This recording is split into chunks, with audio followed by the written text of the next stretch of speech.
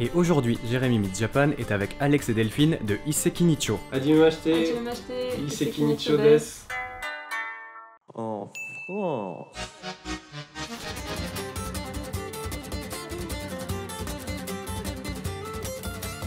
En fait, Iseki Nicho, c'est à la base un blog, le blog d'Alex et Delphine.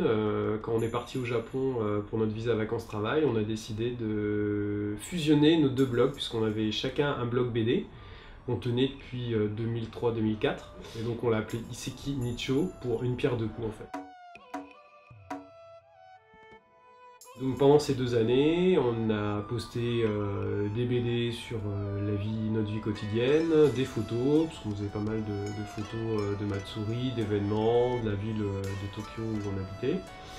Et petit à petit, ça a découlé quand on est rentré en France sur une maison d'édition, on a commencé à publier des livres sur le Japon. Et ça fait un moment que les gens nous réclamaient un livre de BD parce qu'ils aimaient les histoires qu'on racontait. Et ça a mis du temps, mais on a décidé de faire un collectif BD en réunissant plein d'auteurs, parce qu'on s'est dit bon, on va raconter juste nos histoires, juste mettre notre blog dans un livre, ça va être un peu limité, ça serait bien d'avoir les points de vue de plein de gens. Au Japon, on a rencontré pas mal de blogueurs en fait. Après, on a presque rencontré tout le monde, donc on savait déjà ce qu'ils faisaient avant. Certains habitent au Japon. Certains habitent au Japon. Ou ont habité au Japon. Ou alors on fait des publications sur le Japon. Donc on leur a proposé, on leur a dit voilà, c'est une carte blanche, vous avez entre 10 et 30 pages dans le livre. Pour raconter votre vision du Japon, votre expérience. Ils ont tous été au moins une fois. Voilà. Et donc certains ils sont allés vraiment juste en touriste pendant 2 semaines et ont vraiment découvert pour la première fois. Donc il y a des récits de voyage et puis il y a plus des récits du quotidien pour ceux qui y vivent et qui y vivent encore.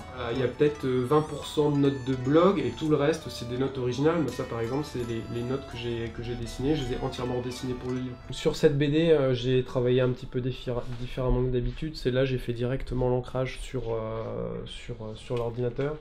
Donc ce que je fais c'est que je scanne le crayonné qui est ici. Et ensuite je vais travailler les différents traits. Donc là par exemple c'est cette planche là, c'est la planche de fin, donc au final ça donne ça.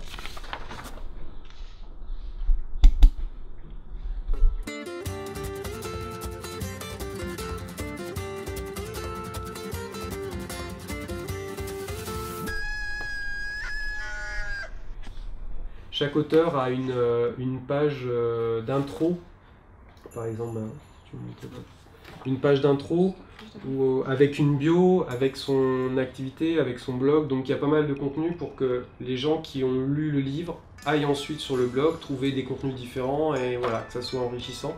Et ce qui est intéressant, c'est que chacun a une approche technique différente. Donc certains, comme Rémi, travaillent avec des techniques traditionnelles. Cette technique est utilisée par Priscilla Moore, qui a fait des illustrations dans Koke Koko, qui a été étudier le Nihonga, c'est une peinture traditionnelle japonaise, qui est à base de pigments naturels. Donc chaque image est un petit tableau. Il y a des couleurs qui sont assez difficiles à reproduire dans un livre, sur papier, donc le challenge était de retrouver la même chose. Quand on va prendre en photo, cet espace de couleurs par exemple est très intense, il y a énormément de saturation de couleurs, et ce qui est très très difficile à restituer sur papier parce que ces encres là, on ne peut pas les avoir. Donc là, après on est obligé de retravailler pour que ça donne à peu près la même chose. Là par exemple sur des pigments bleu turquoise, ça va être très très difficile à reprendre. Donc tout le travail de l'éditeur là-dessus, c'est de restituer le plus possible l'original, en sachant très bien qu'il y aura quand même de la modification, mais qu'elle soit pas trop importante pour que la personne qui va lire le livre profite au maximum de l'image. L'image va passer par plein d'appareils. L'image va être prise en photo, va passer dans l'ordinateur, va repasser dans un logiciel qui va repasser sur une plaque offset, qui va être imprimée, qui va passer sur du papier. Donc en fait, l'image, elle passe de support en support jusqu'à la fin du processus de fabrication du livre. Donc il faut absolument qu'on perde le moins possible d'informations pour que l'auteur ait vraiment le résultat qu'il avait imaginé.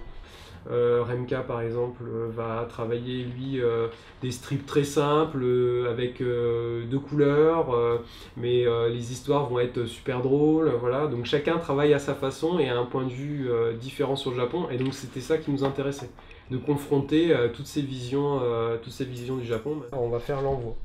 Donc on a aussi les boîtes en carton. On en a du stock ici.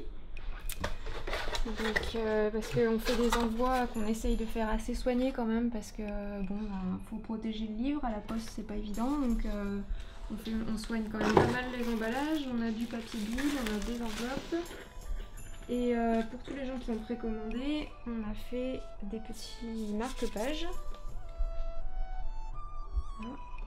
et des stickers. Chaque personne recevra des stickers, l'illustration extraite du livre dans chaque exemplaire.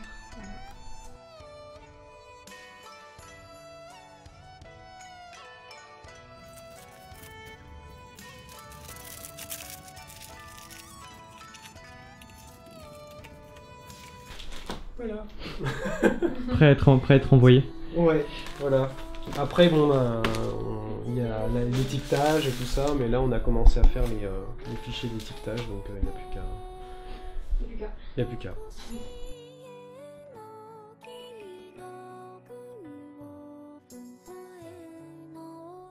Et voilà, donc là j'ai entre les mains le Poké Coco. Donc 16 histoires sur le Japon, 16 histoires du Japon, dans 16 styles de dessins différents. Donc je l'ai pas mal feuilleté, j'ai quasiment tout lu et je le trouve vraiment hyper intéressant et je le conseille à tout le monde. J'ai particulièrement aimé les histoires de Florent Chavouet et son histoire de sushi. L'histoire de Martin Fesneau, qui a un concept assez particulier que je vous laisserai découvrir si vous vous procurez ce livre. Et aussi, mon coup de cœur vraiment, ce sont les strips de Remka qui sont hyper simples et hyper drôles, avec un peu d'ironie, un peu de cynisme. C'est plutôt rigolo. Donc voilà, Poké Coco aux éditions Iseki Nicho, et c'est vraiment excellent.